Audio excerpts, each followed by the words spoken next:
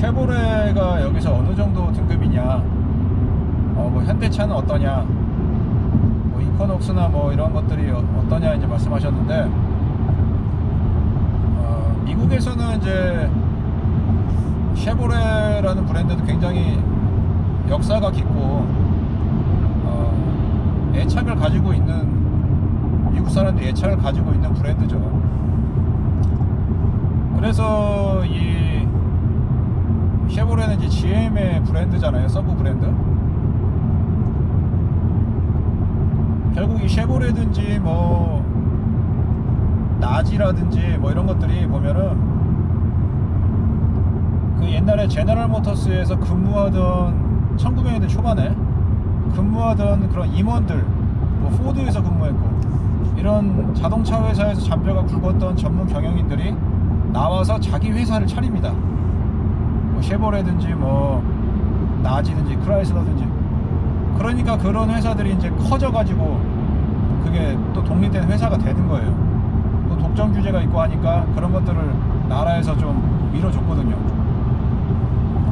지금 뭐 GM 산하 있지만 어쨌든 그 쉐보레라는 것도 이제 사람 이름이에요. 그게 쉐보레. 옛날에는 잘 나갔죠.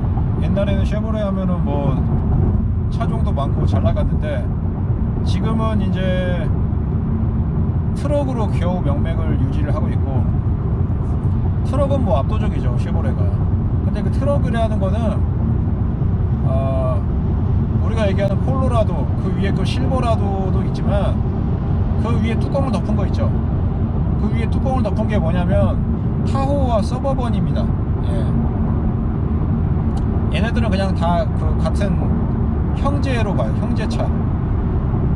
그래서 그 타호와 서버번도 SUV라고 안 하고 트럭이라고 하더라고요. 얘네들은 뭐 사람마다 좀 틀릴 수도 있겠지만, 결국은 그 쉐보레가 서버번, 타호, 실버라도, 콜로라도 이런 메뉴 가지고 현재는 먹고 산다. 그리고 미국 브랜드고 뭐 차가 괜찮기 때문에 상당한 차들이 뭐 군수나 관공서에 납품을 하고 있는 거고, 뭐 그런 쪽으로 이제 유지가 되고 있죠. 그래서 일반인들은 쉐보레 차를 탄다고 하면 주로 사는 거는, 콜로라도는 여기서 별로 안 쳐줘요. 왜냐면 조그맣기 때문에, 이 사람들이 볼 때는. 실버라도, 그 다음에 그 뭔가요, 범블비, 카마로, 그 다음에 거의 뭐 희귀한 차 있죠, 콜벳. 예, 이 세 가지를 쳐줍니다. 실버라도, 트럭, 그 다음에 그거랑 세트인 차, 뭐 타호, 그 다음에 콜벳, 그 다음에 카마로는 많이 타요. 콜벳은 뭐 수제품이다 보니까 공급이 딸려서 뭐 2, 3만 불 정도 웃돈이 붙어있는 상황이고, 없어서 못 팔죠. 그거는. 그러니까 대부분은 이제 어떤 그런 특정 차종에 편중이 돼 있고, 그 이코녹스나 이런 차들은 잘 안 보여요. 예, 이코녹스는 제가 미국에 와서 거의 잘 보지를 못했고, 그 다음에 트래버스 우리나라에서 잘 팔렸죠. 트래버스도 거의 없습니다. 트래버스도 여기에서 싼 차가 아니에요. 트래버스도 완전히 깡통짜 싸구려 그냥 허접하게 생긴 것도 새 차도 한 35,000불 정도는 줘야 되고, 세금 불포함. 그 다음에 좀 옵션 달린 거, 우리나라 있는 거, 우리나라도 차 한 5천만원 넘잖아요. 그거 뭐 블랙 에디션 같은 거. 여기도 마찬가지예요. 그러니까 우리나라가 특별히 비싸게 파는 게 아닙니다, 쉐보레 차를. 여기도 트래버스 같은 거 5, 6만 불 정도 줘야 돼요, 옵션 많이 달면. 그러니까 트래버스를 누가 사요? 5, 6만 달러 주면 X5 사는데 여기서. 그러니까 트래버스가 안 팔리죠. 그리고 트래버스가 팔리려면 3만 달러 그 안팎에 있어야 되는데, 거기에는 절대 강자인 팔리세이드와 텔룰라이드가 있잖아요. 그러니까 뭐 트래버스는 여기서 거의 안 보이죠. 제가 미국에 와서 지금 거의 뭐 1년 가까이 다 돼갈 판인데 트래버스 본 게 5번도 안 돼요 지금.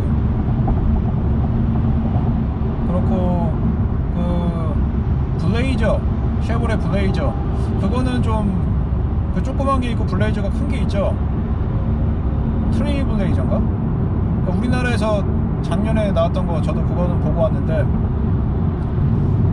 그게 우리나라에서 만드나? 우리나라에서 만들어서 수출하나? 말리부도 그러고. 근데 여기서 보면은 그 블레이저 시리즈들이 가끔 보여요. 그거는 약간 이제 쉐보레 차 치고는 디자인이 좀 예쁘고 하니까 사이즈도 괜찮고, 그 차는 간간히 보이는데 아마 공급이 딸리는지 약간 그 차도 많이 보이진 않는데 사람들이 좋아하는 것 같다, 블레이저는. 그 다음에 말리부는 종종 보이는데 말리부도 거의 안 보여요. 예, 거의 안 보이는데 가끔씩 보고, 임팔라는 뭐 거의 보지를 못했어요. 임팔라도 있긴 있는데 거의 뭐 없다. 예. 임팔라, 말리부, 블레이저 뭐 이런 모델 같은 경우는 트래버스 도로에서 포르쉐 911 보는 것보다 더 보기가 힘들어요. 예. 그러니까 이제 쉐보레 차종에 대한 뭐 제가 안 좋은 말씀을 뭐 드린 건데, 미국에서 그렇게 뭐 사람들이 좋아라 하질 않는다. 예, 트럭이나 뭐 그런 특정 차종에 대해서만 좋아하고, 별로 좋아하지 않습니다.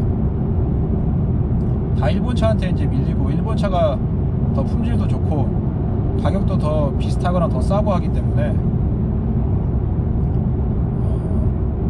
쉐보레가 아쉽게도 미국에서 그렇게 선전하고 있는 것 같지는 않습니다.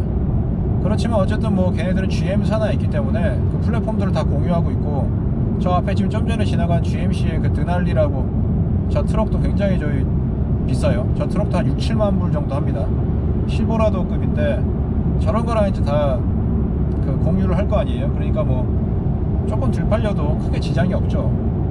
어차피 다 GM에서 다 같이 개발하고 하는 거기 때문에 개발비도 비교적 조금 들어가는 거고.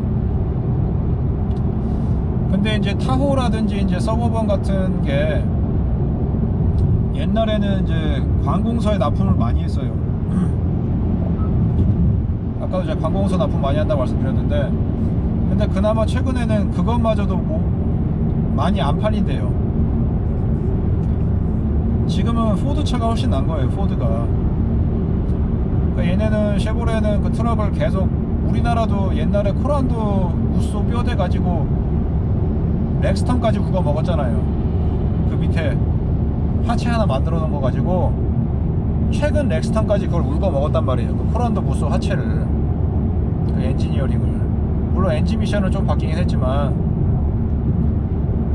그러니까 이 타호 뭐 실버라도 이런 트럭 같은 것도 어차피 프레임 바디이기 때문에 구닥다리를 계속 한 거예요.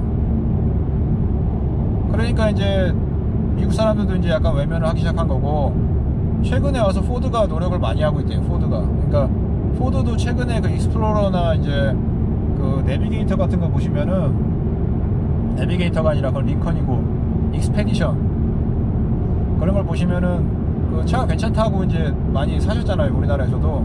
얘네들도 이제 그런 차를 좋아하는 거예요, 미국 차 중에서는. 그러니까 미국에서도 그 익스플로러가 이제 우리나라에서도 들어가는데 후륜구동이잖아요. 익스플로러가 프레임 바디가 아니라 모노코크고 후륜구동이란 말이에요. 그래서 그 차가 괜찮아요. 미국에서도 그 차가 싸진 않아요. 그러니까 그 차가 이제 차가 출력도 좋고 승차감도 좋고 하니까 얘네가 완전히 다 잡은 거예요. 그 포드 익스플로러가 완전히 관공서 납품 다 잡아버렸어요. 그러니까 지금 미국에서 다니는 경찰차들 보면은 얘네는 이제 SUV를 많이 경찰차가 타잖아요. 길쭉한 그런 전통적인 경찰차 세단도 있지만, 그 포드. 근데 그것도 포드네, 그러고 보니까. SUV도 익스플로러 SUV가 대부분이다. 미국 전국 통틀어서 익스플로러 경찰차가 제일 많은 거예요. 옛날에는 이제 그 서버번 같은 거를 많이 했을 거예요. 타워 같은 거나. 그러니까 이게 지금 결국 쉐보레는 좀 회사가 쭈그러들고 있는 것 같다는 말씀을 드리는 거고, 그런 부분에서 이제 궁금증이 좀 해소가 되셨으면 좋겠는데, 카마로 같은 거는 괜찮죠. 카마로 같은 차는 아주 특색이 있고 쉐보레의 어떤 역사가 담겨있는 차니까. 콜백 같은 거는 뭐 일반인이 살 수도 없고 유지하기도 힘들고. 그래서 카마로 같은 것도 우리나라에서 파는 차가 결코 비싼 게 아니에요. 그래서 쉐보레를 좋아하면 우리나라에서 사셔도 뭐 손해보는 건 아닙니다. 미국하고 막 가격이 비슷하기 때문에. 그리고 뭐 정식 수입이고 다 수리도 고쳐지고. 지금 마침 옆에 쉐보레 트럭이 지나가는데 실버라도랑 카마로만 있네.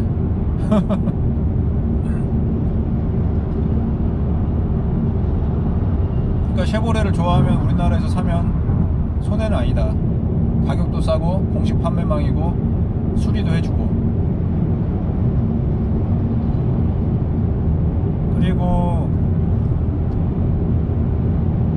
이 미국에서도 동네마다 다 특색이 다르잖아요. 그러니까 약간 교외에서 이렇게 시골 같은 데가 있고 완전 도심이 있고, 도심도 좀 널널한 도심이 있고 다 틀리단 말이에요, 사는 데가. 그러니까 제가 엊그저께 영상에서 LA 같은 데서는 그 BMW가 잘 안 보인다고 말씀드렸잖아요. BMW가 내구성도 안 좋고, 그리고 얘네들은 뭐 그런 핸들링이나 뭐 그런 또 단단한 승차감을 좀 싫어하기도 하고. 근데 이제 그게 예를 들어서 샌프란시스코나 이쪽으로 오잖아요. 그러면은 이 샌프란시스코 같은 경우는 유럽하고 비슷하거든요, 환경이. 유럽보다 더 극악일 수도 있어요. 언덕이 너무 많고 좁고 하기 때문에 인구 밀도가 높고. 이렇게 또 좁은 데서는 BMW가 좀 있어요. 차들이 많이 보입니다. 그러니까 3 시리즈 같은 차가 많죠. 왜냐면 자기네 집 차고도 조그맣고, 그 다음에 이 사람들이 좀 돈도 있어요. 이 베이 에리어에 사는 사람들이. 그러니까 좀 과시욕도 당연히 있을 거고. 그러니까 동네는 조그맣고 차는 좀 기민해야 되고 빠릿빠릿 해야 되니까 또 이런 데서는 BMW가 조금 팔리는 거예요. 그렇다고 막 5 시리즈, 7 시리즈 막 이런 거는 별로 없고. 동네마다 그래서 자동차를 좋아하는 성향이 좀 틀리다. 그리고 그 베이 에리어는 아까 산이 많다고 말씀드렸잖아요. 그러니까 이제 비도 좀 오고 뭐 눈은 안 옵니다만 약간 얘네들이 이제 사륜구동 수요가 필요하다고 생각을 하는 것 같아요, LA 같은 데보다는. 그러니까 뭐 어떤 차가 또 많으냐 하면은 스바루가 많이 보입니다. 스바루가 진짜 많이 보여요, 이 동네는. 이 스바루는 출력은 뭐 형편없어도 모든 차종이 다 사륜이잖아요. 엔진은 뭐 나름 다 박스 엔진이고.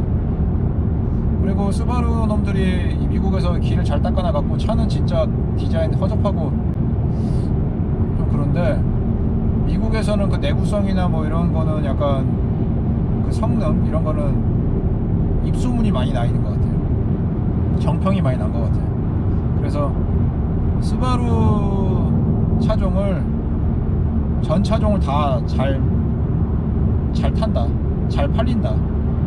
얘네는 뭐 세단 같은 거 많이 안 타니까 레거시가 많이 안 보이긴 하는데, 그 아웃백 엄청 많이 타고, 뭐 포레스트, 산타페 같은 거 엄청 많이 타고, 그 다음에 아웃백보다 좀 작은 거 크로스트랙, 그 차 되게 예쁘던데 그 차가 디자인보다도 색깔이 되게 독특한 색이 많아요. 색이 막 옛날에 우리 막 산타페 막 진한 주황색 이런 거 있었잖아요, 산타페 1세대. 얘네들은 그런 걸 좋아하거든요. 그러니까 그런 색깔이 그 차가 되게 매칭을 잘해서 사람들의 평이 좋다. 그리고 또 여기 또 지진이 또 많이 나기 때문에 약간 그런 SUV나 사륜구동, 약간 이 험지 탈출 이런 기능에 대한 사람들이 뭐랄까 수요가 있고 매력을 느끼고 있다. 그래서 동네마다 이런 라이프 스타일이 틀린 거고 팔리는 차종이 다 틀린데, LA랑 샌프란시스코 쪽은 좀 틀리다. LA 쪽은 막 죽어라 트럭을 많이 타요. 땅덩이 넓고 뭐 도심이 오래되고 하니까 수리 뭐 고치고 할 게 많으니까 트럭에다가 뭐 잔뜩 싣고 다니고 하는데, 샌프란시스코 쪽은 돈은 좀 있고 이제 빠릿빠릿하게 다녀야 되니까 조그만 차들을 많이 좋아한다. 미니 같은 것도 많이 타고 그래요. 골프 같은 거. LA에서는 골프 같은 것도 거의 안 보이거든요. 샌프란시스코에서는 뭐 주차 자리도 좁고 하니까 골프 같은 게 또 많이 팔린다. 그리고 이 캘리포니아 쪽은 테슬라가 많아요. 테슬라가 지금 전국에서 당연히 캘리포니아가 제일 많이 팔리겠죠. 여기에 이제 공장이 있고, 테슬라가 이제 약간 뭐 애사심이라고 해야 되나? 그런 게 있어요. 캘리포니아 사람들이 여기서 이제 프리몬트에서 공장 생산하고 고용도 많이 창출하고 하고 있기 때문에, 최근에는 뭐 텍사스나 뭐 아리조나 쪽으로 뭐 공장도 이전한다고 하고 그런 얘기도 있긴 있지만, 아무튼 이 캘리포니아에서는 테슬라를 많이 탄다. 근데 이제 동부 쪽은 테슬라가 많이 없다고 제가 들었어요. 그래서 동부 사람들이 서부에 와가지고 테슬라가 이렇게 많은가? 걔네들은 이제 전기 자동차에 대한 그런 인프라나 이런 게 잘 안 돼 있는 거예요. 동부 쪽은 워낙 오래된 도심이고, 뉴욕, 워싱턴, 뭐 필라델피아 뭐 이런 데가 뭐 그런 설치 같은 게 잘 안 돼 있는 거죠, 인프라가. 근데 여기는 이제 슈퍼차저 스테이션 제가 잘 많이 보진 못해. 솔직히 많이 보진 못했는데, 어쨌든 테슬라가 그렇게 많은 거 보면 뭐 탈만하다는 거겠죠. 그래서 서부에 테슬라가 이렇게 많은 거 보고 동부 사람들이 깜짝 놀라가지고 돌아가서 테슬라 주식을 산다는 거예요. 근데 이 테슬라가 슈퍼차저 이런 거 굉장히 번거롭잖아요. 근데 여기가 다 자기 이제 주택에서 많이 산단 말이에요. 테슬라가 여기서도 싼 차가 아니에요. 싼 차가 아닌데 테슬라를 많이 타는 거는 이제 부자들이 많이 타요. 중산층 이상의 부자들이 많이 타는데, 이 테슬라를 탄다는 건 뭐냐면은 자기 집이 있다는 거예요. 자기는 집이 있고 주택이 있고, 늘상 무슨 슈퍼차저 스테이션 가가지고 충전할 수도 없기 때문에 자기 집에 가갖고 데일리로 밤에 충전하고 나올 수 있는 그런 시스템을 테슬라에서 구축하잖아요. 자기 집에서 하는 거. 그걸 구축하고 있는 놈들이 대부분 테슬라를 사고 있는 거예요. 살 수가 있는 거고. 그렇게 안 하면은 뭐 이렇게 땅덩이가 넓은데 이거 전기 후달려가지고 못하죠. 그래서 다 자가가 있고, 남의 집에서 월세 사면서 그런 시설을 설치할 수는 없잖아요. 그러니까 자기 주택이 있고 그런 시설을 설치해 놓고 좀 여유 있는 사람들이 테슬라를 타는 거고, 그래서 모델 S 같은 거, 초창기 모델 S 되게 옛날 거, 그런 게 아직도 많아요. 여기는 그런 차를 굉장히 옛날부터 샀다는 거고, 그 다음에 얘네들이 이제 캘리포니아에 있는 부자들은 옷이나 패션에는 신경을 안 쓰지만 자기의 뭐 몸매나 근육이나 이런 거에 신경을 많이 쓰고, 이 섭생 먹는 거에 신경을 많이 써요. 캘리포니아 좀 부자들은. 그러니까 뭐 샐러드 먹고 뭐 비건 뭐 어쩌고 그런 것들이 이제 다, 예? 야채, 가짜 고기 뭐 이런 거 있잖아요. 다 캘리포니아에서 나왔어요. 그런 것들이 수요가 있는 거고. 근데 이런 뭐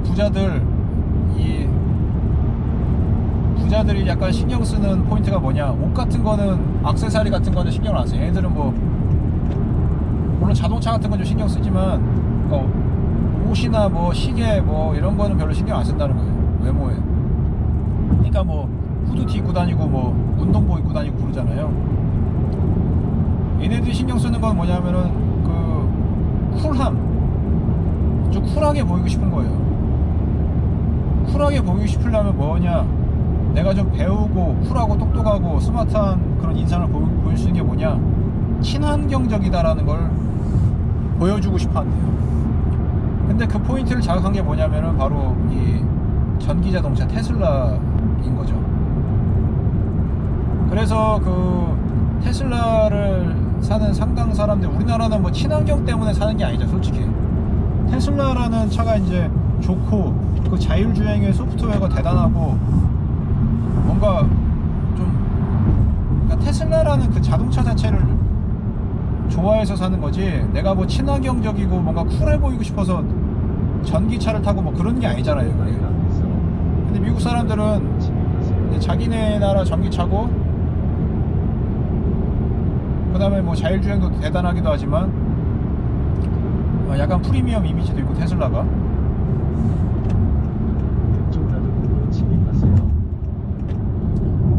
이 친환경 이 쿨함의 갬성을 자극한 거예요, 테슬라가. 그래서 이게 딱 찰떡으로 맞아 떨어져 가지고 캘리포니아 좀 부자들, 여유 있는 사람들이 테슬라를 많이 사는 거예요. 이걸 타면 나는 약간 좀 쿨해 보이겠지, 그런 취향을 저격을 한 거죠. 그러니까 그때 전에 얼마 전에 비트코인을 뭐 어쩌고 그 테슬라가 샀다 팔았다 어쩌고 하면서 일론 머스크가 뭐라고 했냐면은, 이게 너무 이 비트코인 채굴 하는데 전기가 많이 들고 비용이 많이 들고 해서 자원 낭비고 이게 친환경적이지 않다고 하면서 뭐 팔았다는 거 아니에요, 비트코인을, 테슬라가. 그러니까 머스크가 지적한 포인트가 뭐 비트코인 그거 사고 팔고 그걸 떠나가지고 친환경적이지 않다는 부분을 얘기를 한 거예요. 그만큼 이 테슬라는 그 팬들이, 그 구매자층이 친환경 이런 거에 많이 치중을 하고 있다, 그런 의도를 가지고 차를 산다는 거를 알고 있다는 거를 보여주는 사례죠. 예. 테슬라가 그렇게 친환경을 외치면서 차를 팔았는데 뭐 비트코인 사면서 환경 친화적이지 않은 그런 걸 그렇게 샀다, 그러니까 그게 이율배반적이라는 비판이 있으니까 그렇게 자기도 얘기를 할 수밖에 없는 거예요. 그래서 어쨌든 그 캘리포니아에는 테슬라를 상당히 많이 타고, 그 다음에 조금 부자들이 탈 수밖에 없는 상황이고, 충전 편한 시설 때문에.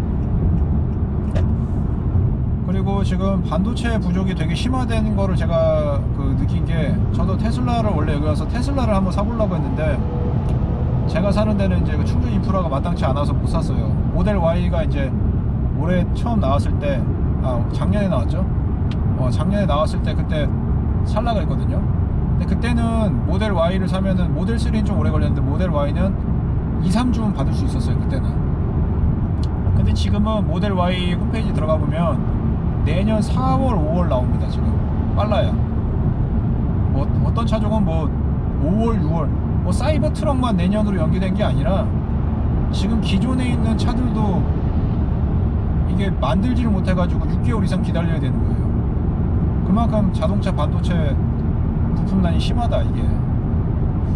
그러니까 이게 지금 전 세계적으로 이게 보통 문제가 아니고, 이 자동차 반도체 부품이 그만큼 딸린다는 거는 수출입이나 그런 제조가 여러 가지가 지금 뭐가 맞아떨어지지 않는다는 거잖아요. 그러니까 전 세계가 지금 이 경기 부양으로 지금 경제가 떠받들어지고 있는데, 이 코로나 시국에 진짜 걱정이다. 예. 물론 지금같이 어저께 또 미국 한국 주가 폭락했는데 그 금리가 올라가서, 미국 국채 금리가 올라가지고 그 공포 때문에 한 3%씩 빠졌어요. 삼성전자도 그러고. 근데 잘하면 이게 죽죽이 될 수가 있죠. 그렇게 많이 떨어졌으니까. 그러니까 장기적으로 가져가고 자기가 돈이 여유가 있으면 지금 같은 때 사면 너무 좋은데, 이미 동학개미나 이런 미국에서도 일반 개미들이 돈이 다 털린 거예요. 예. 왜냐면 올해 초반, 작년 말에 너무 상승을 했기 때문에 그때 개미들은 자기 가지고 있는 돈을 다 털어놨어요. 그러니까 지금 막 떨어져도 살 여력이 안 되는 거예요. 살 수가 없어. 저도 사고 싶은데 살 수가 없어요. 물타기 좀 하고 싶은데. 그래서 이 코로나 시국에 경제가 참 걱정스럽고, 환율도 계속 오르고 있고, 상황인데, 그래도 지금 뭐 환율이 전보다 올해 초보다 상당히 올랐어요. 예, 최저점 대비 100원 올랐으니까 거의 10% 가까이 올라간 건데, 지금 수입차들 보면 가격은 그대로일 거예요. 오히려 할인도 좀 많이 해주죠, 연말 되니까 이제. 그러니까 지금 뭐 어코드나 뭐 시에나나 이런 차들은 사면은 괜찮아요. 예, 지금 같은 때 사면은 상대적으로 이득을 보는 거죠. 걔네가 환율 올랐다고 차값을 바로 올리는 게 아니잖아요. 근데 미국에서도 이게 싸지가 않아요. 환율 치고 얘네들도 세금을 10% 내야 되거든요. 취등록세는 없어요. 거의 취등록세는 거의 없고, 얘네는 자동차가 샘플품이기 때문에 뭐 주마다 좀 다르긴 하지만, 캘리포니아 같은 경우는 그 취등록할 때 $400인가 뭐 그 정도 이 서류 작성비만 받아요. 파일링 피만. 그리고 결국은 뭐 일반 마트 가서 물건 사는 거랑 똑같이 MSRP에다가 10% 9.5% 소비세만 붙는단 말이에요. 그러면 소비세 붙이고 우리나라 환율 치면 똑같아요. 우리나라 가격하고 오히려 더 비싼 경우도 있어요, 심지어. 그러니까 얘네는 지금 딜러랑 그걸 딜을 해가지고 가격을 한 300~400만원은 할인 받아야지 좀 싸게 사는 건데, 지금 차가 없으니까 이렇게 이 딜이 안 되고 뭐 오히려 돈을 더 웃돈을 줘야지 살 수 있는 상황인 거죠. 지금 그래서 이 자동차 이 산업도 걱정이고, 전체적인 이런 산업이 언제 정상화될 수 있을지. 예. 다행히도 저는 이 자동차가 비싸지기 전에 샀는데, 지금 만약에 사시려고 하는 분 계시면, 제가 볼 때는 제 개인적 의견입니다만, 미국도 이렇게 차가 없기 때문에 우리나라에서 지금 값이 아직 안 올랐을 때, 환율도 많이 올라갔는데 지금 사면은 좋을 것 같아요. 예. 만약에 구매를 고민 중이신 분이 계시면 연말에 조금 할인이 또 들어갈 수도 있고, 환율이나 이런 문제가 있기 때문에 차값이 올라갈 수 있어요. 내년에 차 공급도 딸리고. 그러니까 지금 사셔도 좋을 것 같다는 생각이 듭니다. 네, 어코드 타고 이렇게 주행하고 있는데, 역시 뭐 어코드 좋죠. 이 차가 이제 후륜구동이었으면은 약간 5 시리즈랑 비슷한 느낌이, 5 시리즈랑 거의 차이가 안 날 것 같아요, 주행 감각이. 예. 가볍고 탄탄하고 이런 느낌이 현행 5 시리즈랑 어코드 1.5 터보가 비슷하다. 다만 이제 5 시리즈는 후륜구동이고 이제 효바가 좀 더 풍부한 느낌을 주고, 그 다음에 이제 방음이 조금 더 돼 있기 때문에 고급감을 주지만, 어코드랑 뭐 느낌이 상당히 비슷하고, 우리나라에서는 뭐 어코드냐 뭐 5 시리즈냐 이게 뭐 어떤 레벨의 차이를 크게 주진 않잖아요. 미국에서는 이제 한 2배 정도 가격 차이가 나기 때문에 레벨 차이가 나죠. 그리고 혼다라는 어떤 브랜드 네임이 있기 때문에 BMW랑은 좀 격차가 있는데, 우리나라에서는 뭐 다 같은 외제차이기 때문에 크게 뭐 격이 떨어지거나 그러진 않는 것 같아요. 그래서 이 어코드를 사면 괜찮다. 예, 시에나도 당연히 좋고, 이 어코드의 뭐 엔진과 미션은 너무 좋다고 제가 뭐 입이 마르게 칭찬을 했고, 하나 뭐 저랑 좀 안 맞는 성향이 뭐냐면, 이 혼다 센싱이 이 거리가 좀 짧아요. 그러니까 이 앞에 차를 놓고 갈 때 차가 이제, 저는 막 고속으로 가고 있는데 앞에서 이제 서행을 할 수가 있잖아요. 그러면 이제 차 감속을 해야 되는데, 그 앞차와의 거리를 잡아주는 게 이 차는 100m가 채 안 됩니다. 그러니까 앞에서 거의 뭐 갑자기 쓰다시피 했을 때 나는 100m 이내에서 감속을 빨리 해줘야 되는데, 얘는 이제 100m 밖에서 감속을 해줘야 되는데, 얘는 100m 이내에서만 센서가 작동을 하는 거예요. 이 앞차를 감지하는 센서가. 제가 볼 때는 한 80m 밖에 안 돼요, 최장으로 이 거리를 뛰어나도. 그러니까 쓰기야 쓰겠죠. 근데 제가 그거를 실험을 못 해봤어요. 무서워서. 근데 시에나는, 토요타 시에나를 타보면 그 제가 생각한 대로 쓸 때 됐는데 그럼 서요. 감속할 때 됐는데 감속, 가속하면 가속하고. 그게 이제 제 마음 같이 약간 맞는데, 이 혼다 센싱은 이 거리가 좀 짧게 세팅이 돼 있어가지고 무섭다. 예. 그리고 도요타 시에나는 이걸 3단계로 구별해놨어요. 앞차와의 거리 단계를.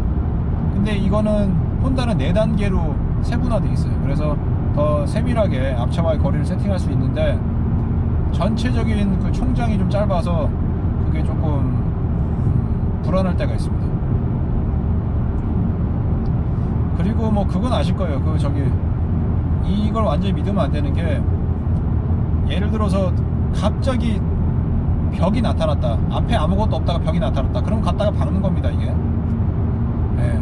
앞에 차랑 계속 유지를 하면서 이 상호 이 거리를 측정하면서 갈 때 이 차가 서주는 거지, 갑자기 뜬금없이 벽이 나타났다 그러면은 내가 브레이크를 밟으면서 보존을 해줘요. 내가 그 브레이크를 밟을 때 얘가 더 밟아줘서 그거를 충돌 완화를 시켜주긴 하는데, 그거는 수가 없다. 박는 수밖에. 레이더가 감지할 수 있는 범위가 아닙니다. 그러니까 예를 들어서 지금 저 차가 이렇게 앞에 가고 있는데, 지금 제가 이제 언덕으로 올라가고 있어요. 언덕을 올라가고 있는데, 제가 시속 뭐 100km로 언덕 올라가는데 갑자기 그 언덕을 내려갔는데 그 앞에 꽉 막혀 있는 거예요. 예를 들어서. 그러면 얘는 이제 언덕으로 올라가면서 하니까 앞에는 차가 없었을 거 아니에요? 근데 내려가면서 보니까 갑자기 앞에 차가 꽉 막혀 있었다. 그러면은 그거는 잡아줄 수가 없는 거예요. 그거는 뭐 테슬라는 어떤지 모르겠는데, 뭐 BMW, 벤츠 뭐가 와도 장사 없어요. 이거는 다 그렇게 세팅이 되어 있습니다. 그래서 그런 부분을 이 반자율 주행 처음 접하시는 분들은 이 어떤 세팅인 것인가, 이게 어떤 때 보조가 되고 어떤 때 이게 안 되는가, 그거를 명확히 알고 계셔야 되고, 그리고 내가 미세하게 브레이크를 밟는 수가 있어요. 사람들은 이제 주로 브레이크 페달 위에 발을 올려놓고 운전하는 수가 있잖아요. 그러면은 브레이크를 밟자마자 이게 해지가 돼요. 해제가. 그러면은 뭐 나는 이게 차간 거리 유지해주고 크루징이 되는 줄 알았는데, 내가 이거를 해제를 하는지도 모르고 막 주행할 수가 있어요. 예. 그 전에 그 렉서스 그 영상 다 아시죠? 뭐 옆에서 딜러분이 브레이크 밟지 말아보세요 했는데 갔다가 박았잖아요.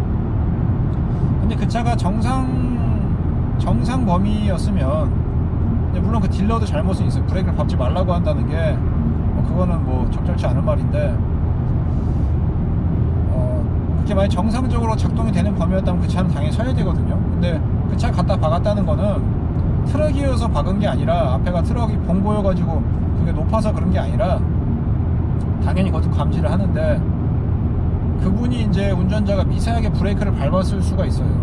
그러니까 자기도 이제 그런 반자율 주행의 이 세팅에, 이런 시스템에 적응이 잘 안 돼 있으면 나도 모르게 이게 해제를 시켜버리는 거예요. 아까 말씀드린 대로. 그러니까 이제 자기도 해제가 된지도 모른 채 밟지 말라고 하니까 받게 되는 거예요, 그게. 그래서 아마 지금 이런 혼다나 뭐 시에나나 이런 차들을 새로 사시는 분들은 반자율 주행을 처음 경험하실 가능성이 커요. 혼다 센싱이나 뭐 도요타 세이프티 센스 2.0, 뭐 현대 뭐 무슨 고속도로 뭐 H다스, H아다스 뭐 2 뭐 이런 거 있잖아요. 이런 거를 처음 경험하는 사람들이 많이 지금 차를 사고 있어요.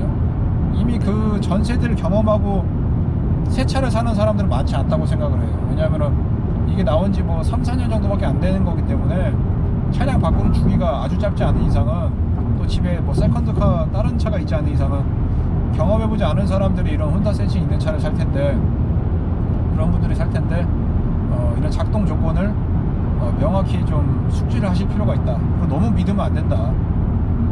그 부분을 제가 좀 강조드리고 싶습니다. 그렇지만 제가 지금 이렇게 아까 샌프란시스코에서 나와서 LA로 가는데 지금 벌써 1시간 반 가까이 주행하고 있어요. 근데 너무 편안하죠 이게. 예. 그냥 제가 운전하는 것보다 한 절반 정도로 노고를 줄여줍니다. 예. 집에 가서 딱 잘 때 보면은 편해요. 6시간 7시간 운전을 하더라도 내가 직접 운전을 해가지고 가면은 몸살 나거든요. 우리나라에서 6시간 7시간 가면은 그걸 갈 수 있는 데가 없잖아요. 남해 정도, 남해 같은데, 고속도로 남해 같은데 별로 안 좋잖아요. 남해, 통영 이런 데 갈 때, 진주는 요즘 고속도로 뚫렸고, 여수 뭐 이런 데 갈 때는 약간 부산보다 더 오래 걸릴 수 있죠. 그런 데가 아마 지금 한 6시간 정도 걸릴 거예요. 여수 같은 데 가려면. 근데 여수 같은 데 가서 이거 크루즈 안 하고 내가 그냥 가서 생짜로 운전한다? 그러면은 아침에 출발해서 6시간 운전하면은 거의 저녁 때 다 될 텐데, 그 숙소에 가면은 피곤해서 자야 돼요. 우리나라 제가 이제 해본 경험에 따르면 BMW 제가 최신 5 시리즈로 여수까지 가봤는데 피곤하더라고요. 반자율 주행이 뭐 혼다 센싱보다 저는 좀 별로던데, 이 BMW가 저는 좀 별로라고 느껴요 솔직히. 이게 최신 그 BMW 제 차가 아니어서 제가 정확히 느껴보지 못했지만 이 반자율 주행이 현대나 이런 혼다, 현대도 괜찮아요. 제네시스 것도 굉장히 좋고 하는데 그거보다 BMW가 저는 좀 억지스럽고 좀 잘 못한다는 느낌을 많이 받았어요. 하여간에 5 시리즈를 타고 가도 여수까지 가면은 뻗어 자야 돼요, 피곤해서. 근데 이제 이거를 혼다 센싱을 켜고 샌프란에서 LA까지, 고속도로는 물론 좀 우리나라보다 편하죠, 직선이니까. 근데 이런 옆에 막 트럭도 많고 길도 좁고 하단 말이에요. 그래서 신경 쓸 게 많은데 그래도 훨씬 편하다. 예. 체감상으로는 한 3-4시간 운전한 정도, 한 절반 정도 운전하는 거밖에 피곤하지가 않아요. 그래서 이 반자율 주행 시스템이 있는 차를 잘 알고 이용하시면 굉장히 좋습니다. 예. 그리고 어코드에서 이 장점 중에 하나가, 제가 그거 얘기한다고 그러고 맨날 까먹는데, 이 오토 브레이크 있죠. 브레이크 홀드 기능. 그러니까 브레이크 홀드 기능을 해놓으면 신호대기 같은 거 할 때 이제 브레이크 발 뛸 수 있는 거 있잖아요. 근데 이 차에서 굉장히 좋은 기능 중에 하나가 바로 그겁니다. 저는 다른 차에서 이 브레이크 홀드 기능을 활성화 시켜놓고 탄 차가 거의 없었어요. 있어도, 그 기능이 있어도 굉장히 어색하고 그 다음에 이질적이고 그랬거든요. 어떤 부분이 그러냐면, 어떤 차는 쓸 때 차가 이렇게 거의 쓰기 직전에 지가 잡아버려요. 이 브레이크 홀드 기능을 하면. 제가 브레이크를 완벽히 잡지 않았는데 제가 쓰려고 하는 위치가 아닌데 지가 잡아버리는 유형이 하나 있고, 그 다음에 차가 섰어요. 섰는데 이거 인게이지가 안 돼. 빨리 이게 딱 붙어야 되는데 브레이크가. 또 그런 유형이 있어요. 제가 원할 때 브레이크가 홀드가 안 된다. 그리고 또 어떤 차는 브레이크 홀드 상태에서 이 브레이크를 띄고 있다가 신호가 바뀌어서 출발하는데 악셀을 딱 밟잖아요. 그러면 그게 저항감이 브레이크가 떨어지는 차들이 있어요. 부드럽게 해제가 돼야 되는데 뚝 하면서 이렇게 턱 하고 나가는 차들이 많아요. 예. 그래서 브레이크 홀드 기능이 제대로 된 차를 저는 보질 못했어요. 다들 뭔가 불편한 점이 있어요. 이질적이고. 근데 이 어코드의 이 브레이크 홀드 기능은 진짜 완벽합니다. 진짜 제가 뭐 다른 뭐 엔진 미션도 좋지만 이 브레이크 홀드는 정말 대단하다. 차가 딱 0km가 되면 잡아주는데 탁 잡아주는 게 아니라 부드럽게 잡아주고, 제가 악셀을 딱 밟으려고 하면 싹 띄워주고, 그게 너무나 편해요. 너무나 편하고 부드럽고, 옆에 사람들도 그 느낌에 대해서 불편하게 생각 안 하고, 이게 브레이크 홀드가 있나 없나도 모를 정도로 부드럽게 작동되고 해제되고, 제가 원할 때 작동되고 해제되고, 그게 진짜 이 소프트웨어가 기가 막힙니다. 그래서 이 어코드의 브레이크 홀드 기능은 꼭 잘 이용을 하시면 너무나 편합니다. 시내에서. 그거를 제가 박수 치면서 칭찬하고 싶은 포인트예요. 예. 혼다 센싱도 좋지만 제가 박수 칠 정도는 아닌데 이 차의 엔진 미션보다도 엔진, 그 다음에 이 브레이크, 이 홀드, 그 다음에 이 차의 어떤 스포티한 탄탄한 주행 느낌, 그런 부분들, 그 다음에 하체 그런 소재 공학들, 구조, 그런 건 진짜 박수를 쳐줘야죠. 예. 제가 이제 하체를 직접 떠보질 못하니까, 저도 뭐 유튜브에서 이 차 하체 또 언더커버가 있고 하니까 그거를 띄워놓은 걸 많이 보는데, 아 진짜 잘 만들었어요. 잘 만들었고, 근데 운전할 때 사실 그게 와닿진 않아요. 그런 부분들이 그렇게 막 몸에 와닿는 것은 아니고, 이제 좋겠거니 하고 타는 거죠. 어쨌거나 이제 그런 구조와 소재와 이런 했다는 거는 굉장히 비용이 많이 들었다는 거고, 눈 가리고 그렇게 한 게 아니니까 그런 부분들이 믿음이 가죠.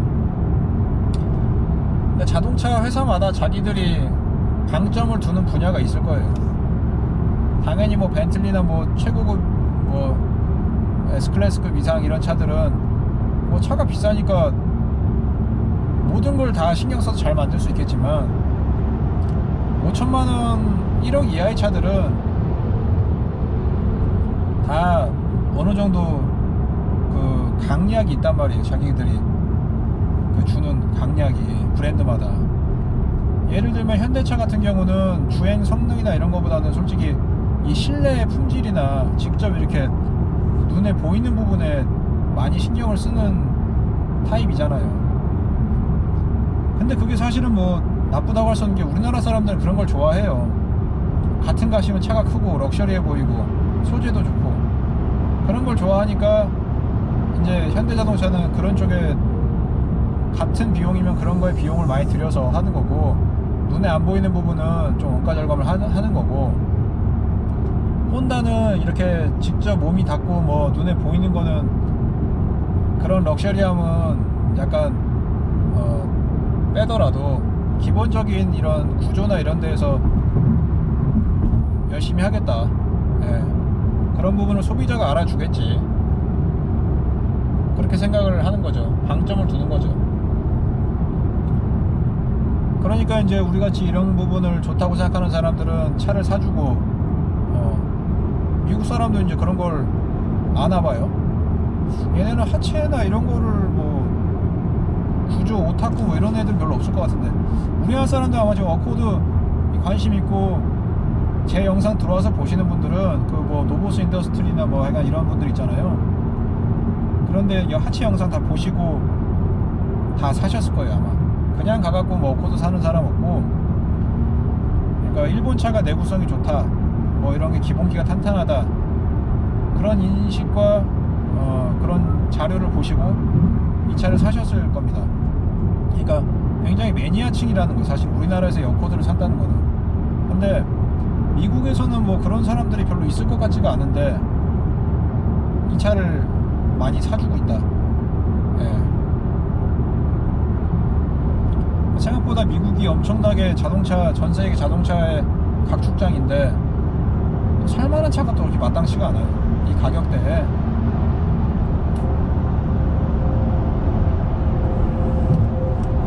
도요타 같은 경우는 약간 현대랑 비슷한 것 같아요. 현대랑 비슷하고,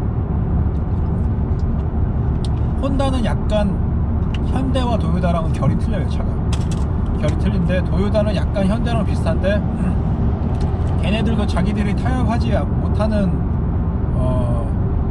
그런 선이 있어요. 도요타도 내가 뭐 미국에서 장사를 해야 되니까 내구성의 승부를 보겠다, 뭐 그런 식으로. 도요타도 양보하지 않는 선이 있지만, 전체적인 그런 느낌적인 느낌은 뭐 주행 감각도 그렇고, 현대차랑 도요타는 약간 비슷한 성향을 보인다, 제 느낌에는. 예. 이게 최근 현대차와. 근데 혼다차는 약간 틀려요. 약간 틀려. 그게. 그러니까 일반인의 여러 가지 취향과 이런 성향의 대중의 타겟에 맞춘 차가 아니라 약간 매니아적인 그런 게 확실히 혼다는 아직도 남아 있습니다. 그런데 아시다시피 이제 도요타랑 혼다는 미국에 상장이 돼 있어요. 예. 당연히 일본 회사고 일본에 상장이 돼 있지만 미국에도 상장이 돼 있습니다. 그래서 미국 사람들은 이 일본 브랜드를 엄청 좋아해요. 원래 이 미국 놈들은. 미국 놈들이 전 세계에서 제일 좋아하는 외국 사람은 일본 사람이에요. 예. 영국 사람 다음 일본 사람. 이 왜 좋아하냐면 일본의 어떤 그런 문화, 우리나라도 뭐 그런 문화를 좋아하는 사람들이 많죠. 깔끔하고 그 겉과 속이 다른 뭐 그런 건 떠나서 깔끔하고, 걔네들 가보면은 뭐 요즘 많이 망가졌다고 하긴 하지만 복잡한 시내에서도 먼지 하나 없이 깨끗하잖아요. 깔끔하단 말이에요. 뭐 그런 거 사무라이 뭐 정신, 뭐 일본의 그런 비장미, 그런 거를 미국 애들이 조금 쳐줘요. 그리고 아시다시피 미국 본토를 공격한 놈들은 역사상 미국이 영국에서 1700년대 후반에 미국이 영국 여왕으로부터 독립한 이래 미국은 모든 전쟁을 다 승리를 했는데, 대부분 다 승리를 했어요. 뭐 적어도 자기네들이 졌다고 선언한 전쟁은 없어요. 지금 뭐 아프간이나 뭐 그런 짜잘한 그런 전쟁들은 약간 애매하긴 하지만 자기네들이 공격을 당한 본토, 특히나 본토 공격이 당한 적은 없었어요. 근데 그걸 누가 했냐면 일본이 했죠. 일본이 진주만 공격을 했잖아요. 하와이도 당연히 미국 본토란 말이에요. 왜 본토란 말을 하냐면 미국은 해외에 주둔 기지가 많기 때문에, 물론 해외 주둔 기지들도 뭐 우리나라 소파 협정 같이 걔네 그 약간 그 영토에 준해서 이렇게 관리는 되고 있지만 그게 실제 영토는 아니잖아요. 그러니까 미군 부대에다가 뭐 중동에 있는 미군 부대, 뭐 어디 있는 미군 부대 이런 데다가 뭐 미사일 쏴봐야 미국 본토에 대한 공격을 생각 안 한단 말이에요. 근데 그 2차 대전 때, 그때는 언제냐면 독일도 이미 거의 다 패망해서 승기를 다 잡고 있는데 일본이 뜬금없이 진주만 공격을 한 거예요. 미국 하와이에다가, 미국 본토에다가. 그러니 이게 미국 놈들이 깜짝 놀랐죠. 물론 당연히 미국이 이겼지만 그 충격은 엄청났거든요. 미국 사람들이 받은 그 자존심의 충격과 그 일본인에 대한 그런 그 무서움. 그래서 그 진주만에 대한 영화도 당연히 많이 있는 걸 아실 거고, 그 역사 문헌이나 연구 자료가 굉장히 많단 말이에요. 어떻게 얘네들이 그렇게 공격을 했는가, 그 다큐멘터리도 많이 나와 있잖아요. 어떻게 일본에서 그 태평양에서, 필리핀에서 이렇게 함대들을 모아가지고 하와이까지 오는데 우리는 그것도 모르고 본토 공격을 당했다. 일본 놈들 뭐 가미가제 하고 막.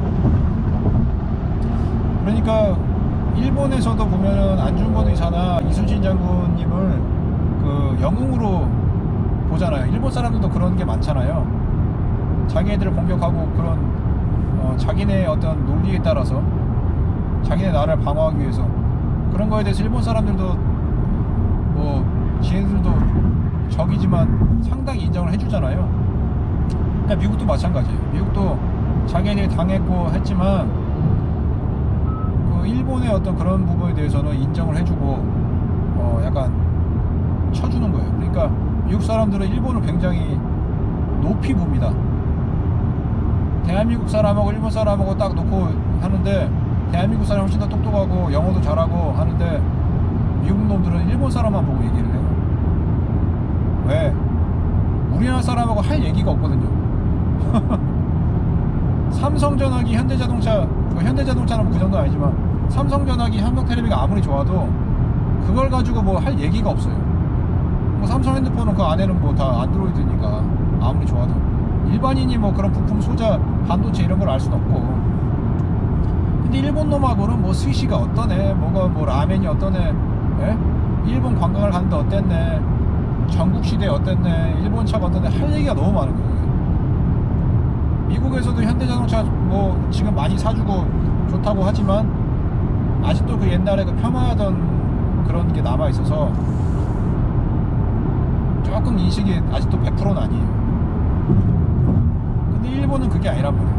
혼다가 근데 그 와중에 혼다 도요타가 미국에 상장까지 해서, 예? 이렇게 하고 있으니 얼마나 예쁘겠어요. 얘네들은 이거에 대해서, 혼다 도요타에 대해서는 뭐 완전히 그냥 자기네 나라 차고 뭐 그냥 우리 친구고 거의 그렇게 생각을 하고 있는 것 같아 보니까. 그래서 이 미국을 참 이렇게 잘 우리가 이용을 하고 구슬리고 해야 되는데 중국하고의 관계도 마땅치가 않고 이게 우리나라 양쪽에 이거를 걸치고 있다 보니까 쉽지가 않습니다, 진짜.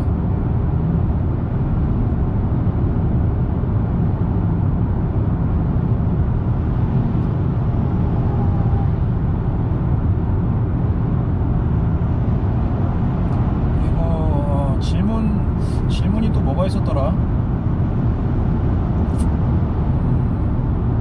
어우, 지금 이런데 잡아줘야 되는데, 어우, 좀 무서워요 이런데. 쓰겠지만, 좀 있으면 쓰겠지만, 아, 이게 좀 무서워요.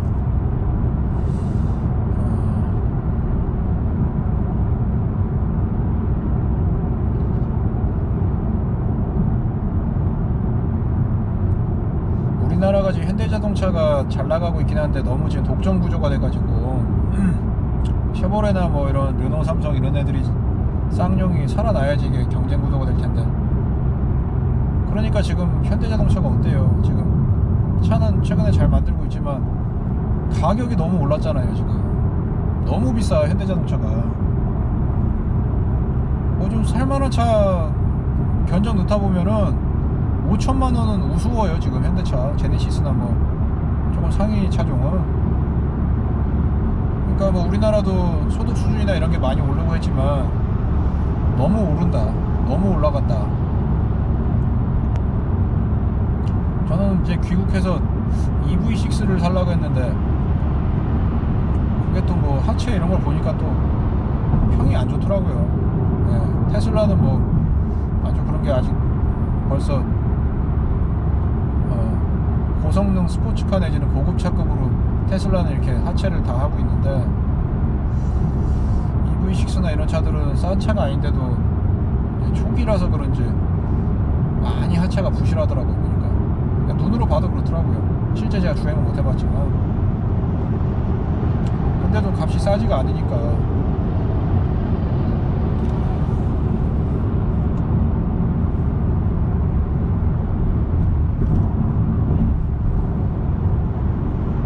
르노 차가 어떠냐라고 물어보시는 분이 계셨는데, 르노는 뭐 여기는 전혀 없습니다. 르노 브랜드는 아예 없고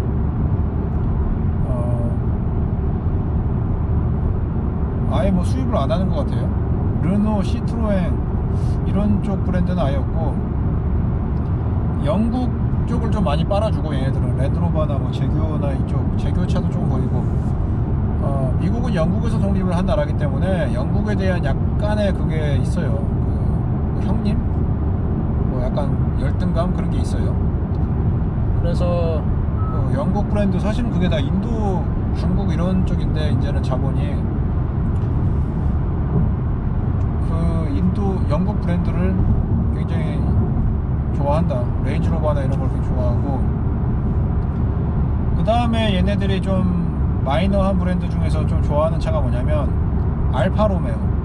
네. 알파로메오가 지금 차종이 두 개밖에 없죠. 줄리아랑 그 스텔비오.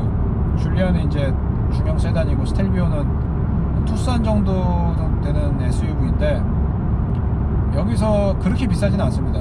알파로메오가. 줄리아도 3 시리즈보다 좀 싸고, 물론 이제 그것도 옵션에 따라 좀 달라요. 근데 3 시리즈랑 비슷하거나 조금 싸고, 그 다음에 스텔비오도 뭐 X3보다는 훨씬 싸죠. 그러니까 얘네들이 또 이태리 뭐 이런 걸 또 좋아해요. 그러니까 유럽의 정통 이런 걸 또 좋아한단 말이에요, 미국 놈들이. 그러니까 그 알파 로메오를 꽤나 타요. 그래서 줄리아 같은 거 또 차 이렇게 예쁘게 꾸미고 다니는 차 보면 되게 멋있고. 제가 실제로 뭐 가서 자세히 보진 못했는데 이렇게 차 안에 이렇게 들여다보고 이렇게 살짝 만져보고 하면 그렇게 뭐 차가 대단한 것 같진 않아요, 알파 로메오가. 디자인은 좀 특이하긴 한데 뭐 내부나 이런 수준은 그렇게 좀 허접합니다, 그 가격대에 비해서는. 그래서 똑같은 돈을 주고 살 때 알파 로메오를 과연 살까? 뭐 저라면 고민하겠지만 미국 사람들은 많이 산다. 예, 알파 로메오. 뭐 주행 성능은 뭐 대단하다는 뭐 그런 평은 못 봤어요. 하여간 뭐 디자인은 뭐 좀 갬성이 있다, 그 차가. 그리고 볼보도 여기서 약간 프리미엄 이미지가 있습니다. 볼보도 싸지가 않아요. 예. 우리나라보다는 훨씬 싼데 여기서도 그렇게 싼 차는 아닙니다. 볼보도 프리미엄 이미지가 있고,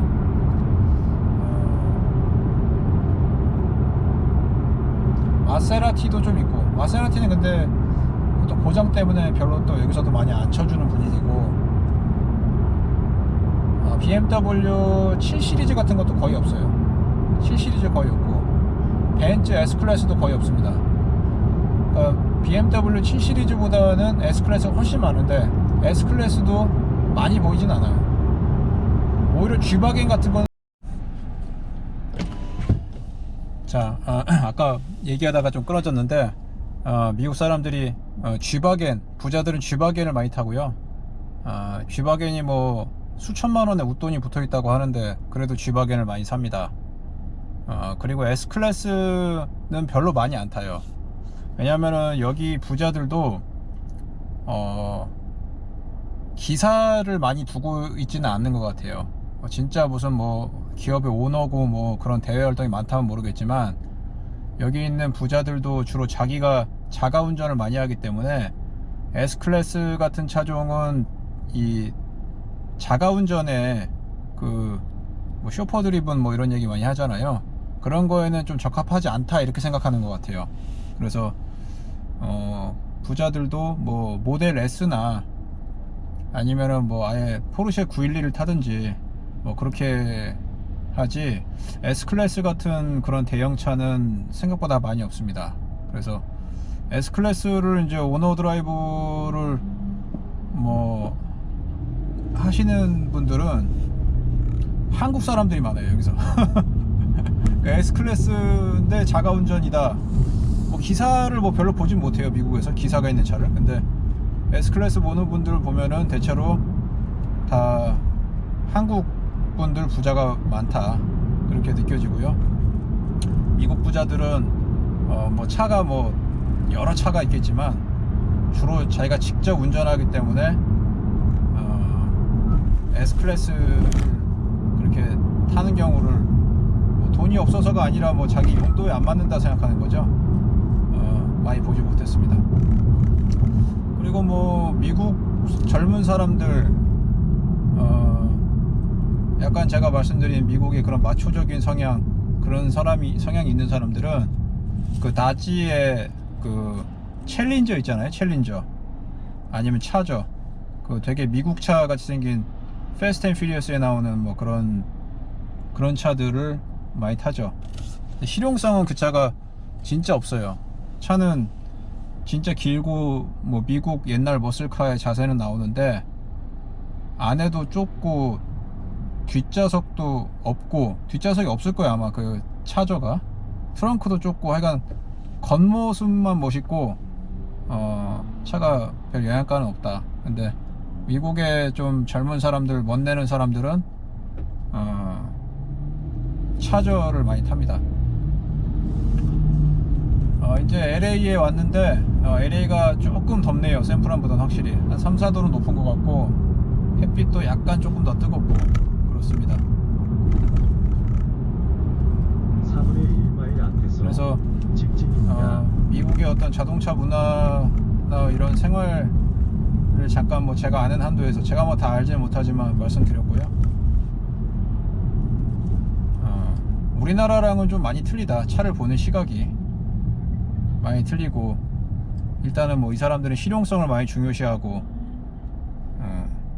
저기 람보르기니도 지나가는데 또 저런 거는 또 많이 타요. 비버릴즈 그런 부자들은. 근데 일반적인 부자들은 아까 말씀드렸듯이 테슬라를 많이 타고, 그 다음에 BMW 3 시리즈는 좀 많이 있고 5 시리즈는 별로 안 사고 사람들이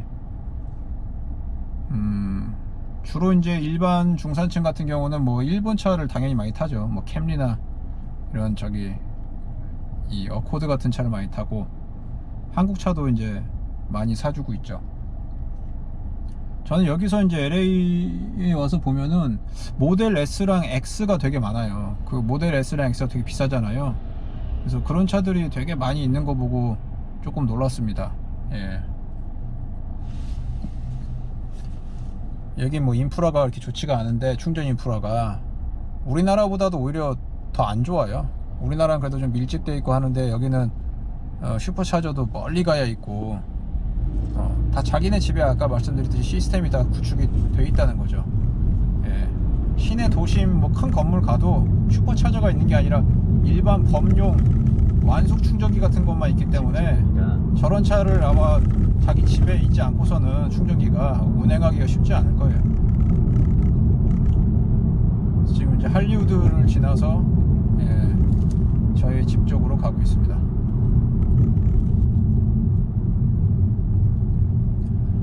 미국은 참 이제 위험하고 그런 게 많은데, 저도 이렇게 살아보니까 이제 다니던 데만 다니게 되고, 좀 이렇게 위험하지 않은 데를 가면 큰 지장은 없습니다. 그리고 이 사람들의 어떤 성향을 좀 파악을 하고, 아까 그런 운전 습관 같은 거, 어떤 포인트에서 얘네들이 되게 좀 중요시하는 포인트들이 있어요, 운전에서. 그런 부분들만 잘 지켜주면 사시는 데는 뭐 큰 문제는 없습니다. 저 같은 사람도 뭐 와가지고 적당히 적응해서 살고 있기 때문에. 캘리포니아가 사실은 이민자들한테 제일 개방적이고, 또 이민자가 많고, 또 히스패닉도 많고, 그렇기 때문에 여기는 굉장히 좀 나름 오픈이 돼 있는 곳이에요. 동양인들도 많고 하기 때문에. 그런데도 이제 저도 약간의 어떤 뭐 차별이라고 그럴까? 그런 걸 느꼈던 거고. 감사합니다.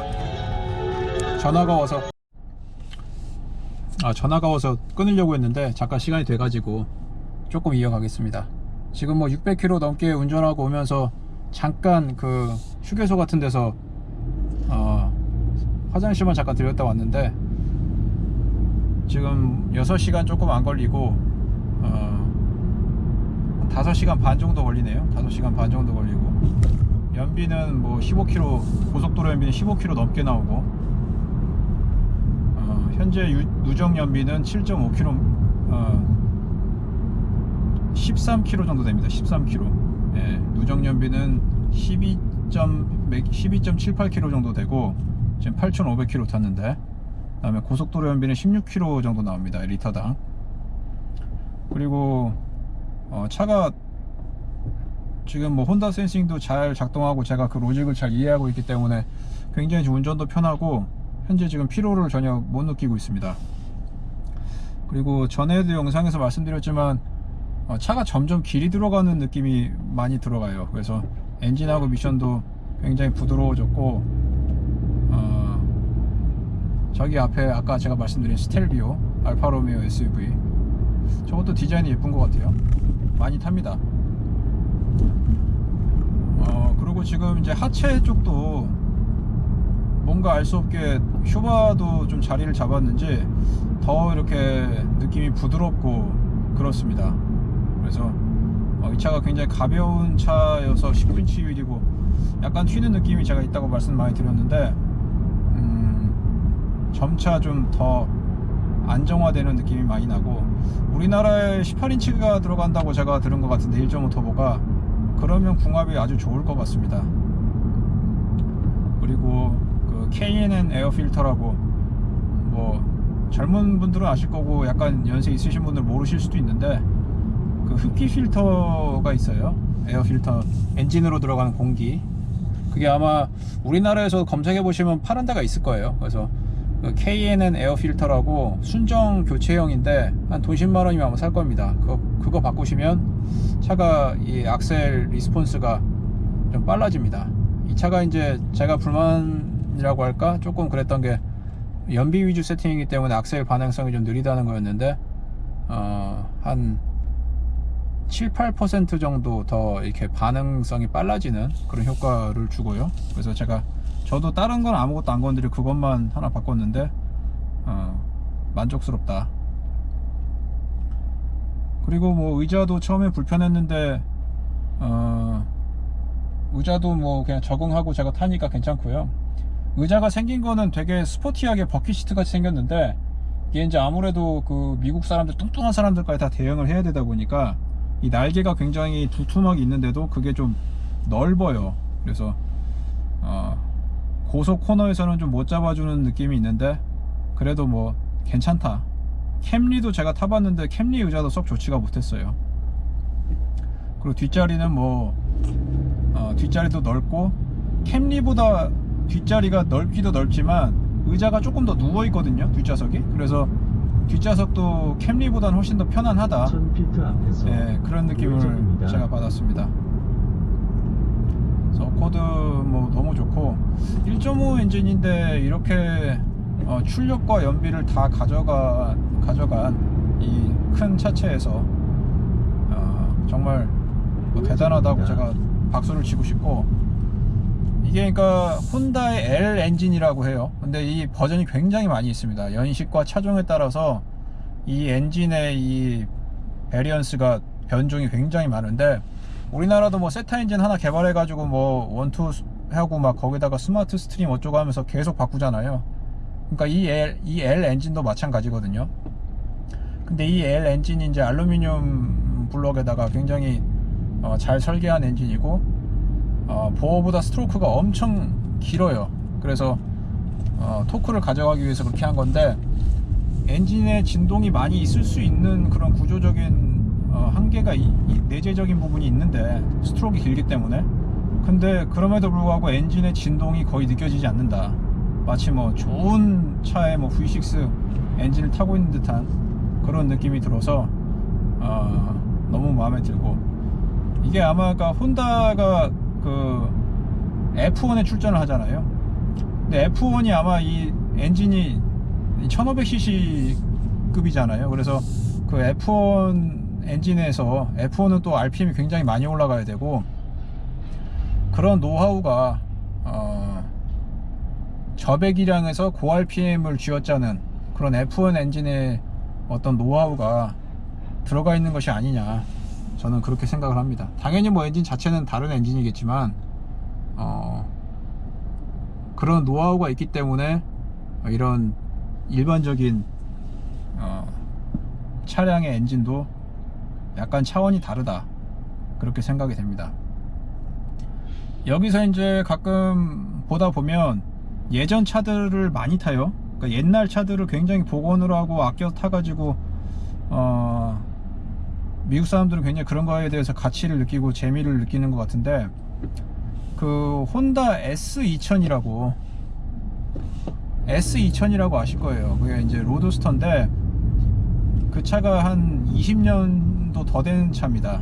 20년도 더 된 차로 알고 있는데 그 차가 지금도 많이 보여요. 예, 그래서 그 차를 굉장히 갈고 닦아서 타는 사람들이 있어요, 미국에서도. 근데 그 차가 아시다시피 2000cc S2000이니까 2000cc에 그냥 자연흡기의 그 후륜 구동인데 고회전의 그 고회전 엔진이거든요. 그래서 제가 알기로는 그 차 엔진이 레드존이 뭐 8500인가 그렇게 시작한다고 알고 있어요. 그래서 그 옛날부터 그 저배기량 엔진의 그 고회전 내 노하우가 탁월하구나. 그리고 지금도 그 차가 돌아다니는 거 보면 내구성도 대단할 수도 있는 거고. 그래서 그 혼다는 보니까 이 엔진에서 뭔가 일가견이 있다는 생각이 듭니다.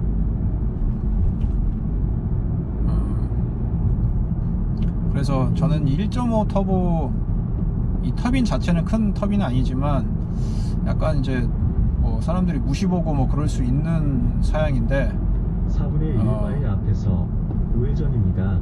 192마력이죠. 192마력의 이 출력이 다 나오고 제대로 된 출력이 나오고 고속도로에서 밀어붙여도 전혀 손색이 없다. 예, 고속 크루징이 아주 편안하다. 그렇습니다. 그래서 이 차가 아마 이제 혼다가 완전히 전기차로 넘어가기 전에 지금 시빅도 새로 나왔듯이 한 번 더 이제 11세대가 나오겠지만 11세대가 나와도 아마 제가 볼 때는 엔진 미션 이 하이브리드 시스템은 그대로 가져갈 거예요. 그래서 그만큼 이 신뢰성이 있다. 예, 그렇게 느낍니다.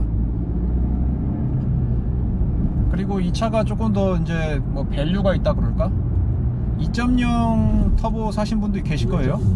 그 지금 현재 우리나라도 지금 그게 2.0이 나오던가 모르겠는데 미국에서도 아직도 당연히 팔고 있는데 2.0하고 다 똑같아요. 이거 다 똑같고 브레이크도 똑같고 다 똑같은데 쇼바만 틀립니다. 쇼바만 이제 가변식 댐퍼가 들어가요. 그래서 뭐 핸들도 이제 렉 타입 MDPS 뭐 이런 뭐 브레이크 시스템 다 같은 게 들어가고, 그래서 1.5가 뭐라 그럴까 2.0에도 들어가는 사양을 그대로 가져가고 있기 때문에 굉장히 이 뭐 오버 스펙까지는 아니어도 다른 부분들이 1.5 엔진에 무리가 없다 차체에. 2.0도 같이 쓰는 그런 파워트레인이고 이런 구성이기 때문에 1.5에다가 했을 때는 굉장히 더 안정감을 준다, 그렇게 생각이 듭니다. 이 2.0 그 가변 댐퍼가 좀 궁금하긴 한데 그렇게 뭐 신통치 않다는 제가 얘기를 좀 들었고, 일단은 뭐 그 브레이크 같은 게 지금 똑같아요. 예, 브레이크도 이 차가 약간은 좀 약한 느낌이 있는데 2.0도 이 차보다 훨씬 잘 나감에도 불구하고 브레이크가 같고, 그 다음에 머플러나 이런 것도 완전히 똑같습니다. 예, 그래서 1.5가 굉장히 구성이 괜찮다. 그래서 하이브리드를 사야 되냐 1.5를 사야 되냐 어떤 분들이 많이 물어보시는데, 저는 이제 이 하이브리드가 전 솔직히 안 타봤어요. 코드 하이브리드는 안 타봤는데, 이게 이제 그 하이브리드도 여러 방식이 있는데 아마 도요타가 하이브리드는 더 나을 거예요. 그래서 그 혼다는 완전히 모터를 돌려주기 위해서 엔진을 떼는 엔진이기 때문에 뭐 연비는 뭐 좋고 하겠지만 저는 뭐 그거에 대해서 이렇게 좋을까 약간 의구심을 가지고 있고, 1.5 엔진이 가격도 지금 현재 싸고 굉장히 성숙도가 올라와 있고 여러모로 팔방미인인 엔진입니다. 그래서 아주 뭐 연비 때문에 지금 뭐 스트레스 받으셔야 되고 그런 상황이 아니시라면 1.5 엔진도 연비는 충분히 나오기 때문에 1.5를 사시는 것을 추천드리겠습니다. 예, 감사합니다. 저도 목적지에 이제 다 왔네요. 예, 건강하십시오. 구독과 좋아요 눌러주세요.